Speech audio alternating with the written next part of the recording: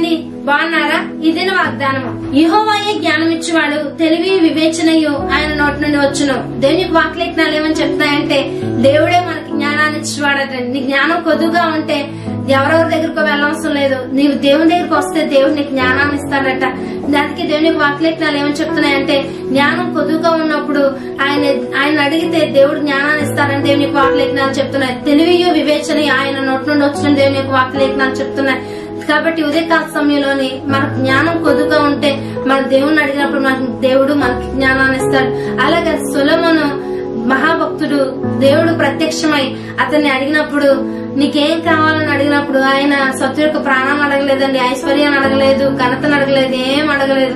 నాకు జ్ఞానం కొద్దుగా ఉంది, ఈ రాజ్యాన్ని ఎలా పరిపాలించాలి, అటు జ్ఞానాన్ని నాకు దయచేయి అని అడిగినప్పుడు జ్ఞానంతో పాటు దేవుడు ఐశ్వర్యాన్ని ఘనతని కూడా ఇచ్చారని దేవుని వాక్యలేఖనాన్ని మనము చూడగలుగుతున్నాం. కాబట్టి మనం కూడా దేవుని యొక్క జ్ఞానాన్ని పొందుకుంటే మనకి ఆటోమేటిక్ గా జ్ఞానం వస్తుంది, తర్వాత ఘనత వస్తుంది, మనము ఐశ్వర్యవంతులం కూడా అవుతాం. అలాగే సొలొమోను లాగా మనం కూడా దేవుడు చేయనుగాక. ప్రార్థన చేసుకుందాం. యేసయ్యానికి వందనాలు చెల్లిస్తున్నాం ప్రభువా. అయ్యా తండ్రి, మేము కూడా తండ్రి జ్ఞానం లేని వారంగా ఉన్నాము బాబు. మా జ్ఞానం కొద్దుగా ఉంది, దయతో మాకు జ్ఞానాన్ని దయచేయండి దేవా. నువ్వు ఒక్కడే జ్ఞానం ఇచ్చేవాడు. అలాగే తండ్రి ఇప్పుడు పరీక్షలు రాస్తున్న బిడ్డలు మీరు ఒకసారి జ్ఞాపకం చేసుకోండి.